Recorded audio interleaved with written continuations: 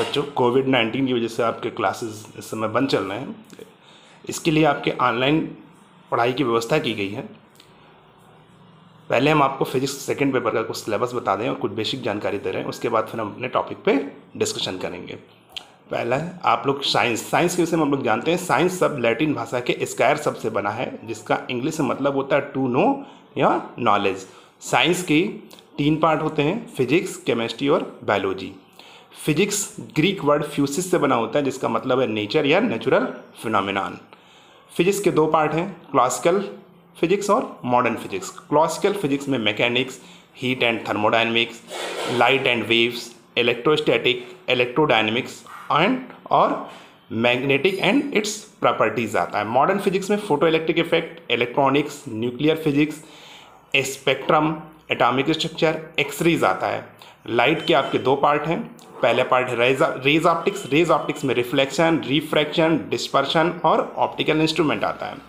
फिर आपका दूसरा पार्ट है इसमें वेव ऑप्टिक्स। वेव ऑप्टिक्स में इंटरफ्रेंस, डिफ्रैक्शन, पोलराइजेशन और नेचर ऑफ लाइट आता है। आपके सेकेंड पेपर में जो आपका पहला टॉपिक है वो है ऑप्टिक्स, यानी प्रकाशिकी या लाइट। तो प्रकाशिकी के आपका रेज ऑप्टिक्स यानी किरण प्रकाशिकी का जो आपका सिलेबस है उसमें रिफ्लेक्शन है, यानी प्रकाश का परावर्तन। दूसरा टॉपिक है आपका रिफ्रैक्शन, प्रकाश का अपवर्तन। नेक्स्ट टॉपिक है इसमें प्रिज्म द्वारा प्रकाश का अपवर्तन तथा परिक्षेपण, refraction and dispersion of light through prism. इसके बाद नेक्स्ट टॉपिक है इसमें आपका मानव नेत्र तथा दृष्टि दोष। नेक्स्ट टॉपिक है इसके बाद ऑप्टिकल इंस्ट्रूमेंट, प्रकाशिक यंत्र। फिर आपका वेव ऑप्टिक्स आता है। वेव ऑप्टिक्स में हाइगेंस का सिद्धांत, व्यतिकरण, इंटरफ्रेंस, विवर्तन, डिफ्रैक्शन। नेक्स्ट टॉपिक आपका प्रकाश का ध्रुवण, इसको इंग्लिश में कहेंगे पोलराइजेशन ऑफ लाइट। फिर आपका ये तो ऑप्टिक्स का चैप्टर हो गया। फिर मॉडर्न फिजिक्स से आपसे रिलेटेड टॉपिक्स हैं। पहला चैप्टर है उसमें प्रकाश वैद्युत प्रभाव, फोटो इलेक्ट्रिक इफेक्ट। दूसरा टॉपिक है परमाणु की संरचना तथा स्पेक्ट्रमों की उत्पत्ति।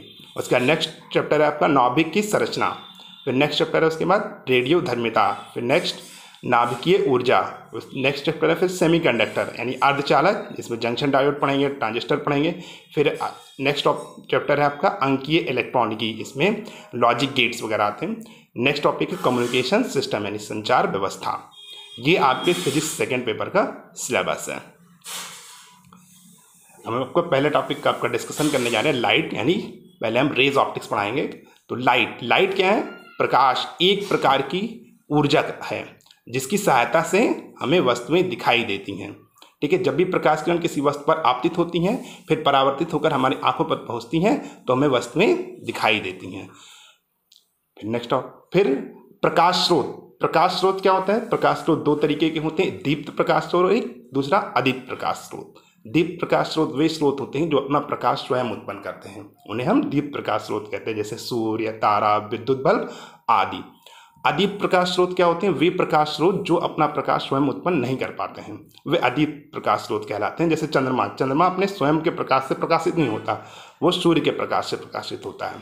कांच, पुस्तक, ये सब क्या है? अदीप्त प्रकाश स्रोत हैं। प्रकाश के गुण। प्रकाश जो है साधारणतया प्रकाश सीधी रेखा में चलता है। दृश्य प्रकाश की तरंगदैर्घ्य 4000 एंगस्ट्रॉम से 8000 एंगस्ट्रॉम के बीच होती है। प्रकाश के संचरण के लिए माध्यम की आवश्यकता नहीं होती, प्रकाश निर्वात में भी संचरण कर सकता है। प्रकाश में परावर्तन, अपवर्तन और विवर्तन होता है। विभिन्न प्रकार के माध्यमों में प्रकाश की चाल भिन्न भिन्न होती है। प्रकाशिक माध्यम जो होते हैं 3 तरीके के होते हैं। पहला माध्यम है पारदर्शक माध्यम, जिसको हम ट्रांसपेरेंट मीडियम कहते हैं इंग्लिश में।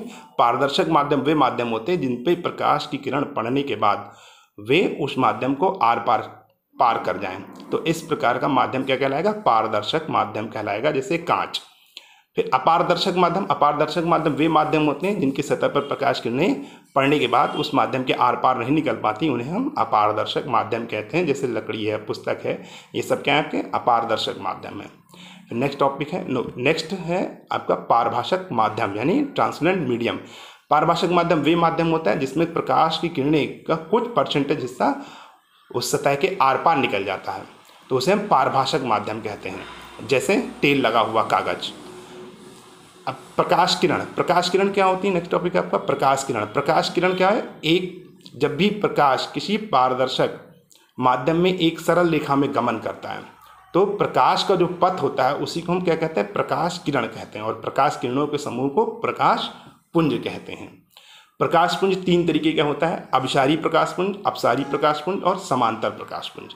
अभिसारी प्रकाश पुंज क्या होते हैं, जब भी प्रकाश की समस्त किरणें एक ही बिंदु पर आकर मिलती हैं तो उस प्रकाश पुंज को हम क्या कहते हैं, अभिसारी प्रकाश पुंज कहते हैं। जैसे यहाँ पे सभी किरणें आके चित्र में बिंदु O पर मिल रही हैं तो ये क्या हो गई, अभिसारी प्रकाश पुंज हो गया।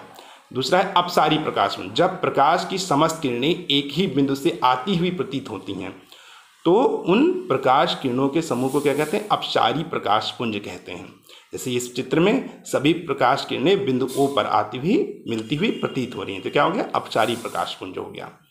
नेक्स्ट है समांतर प्रकाश पुंज। समांतर प्रकाश पुंज क्या होता है, जब प्रकाश की समस्त किरणें एक दूसरे के समांतर होती हैं तो उन किरणों के समूह के क्या कहते हैं, हम समांतर प्रकाश पुंज कहते हैं। जैसे ये प्रकाश किरणें, यहाँ पे सभी प्रकाश किरणें एक दूसरे के समांतर हैं तो ये किरणें क्या हो गई, समांतर प्रकाश पुंज हो गई।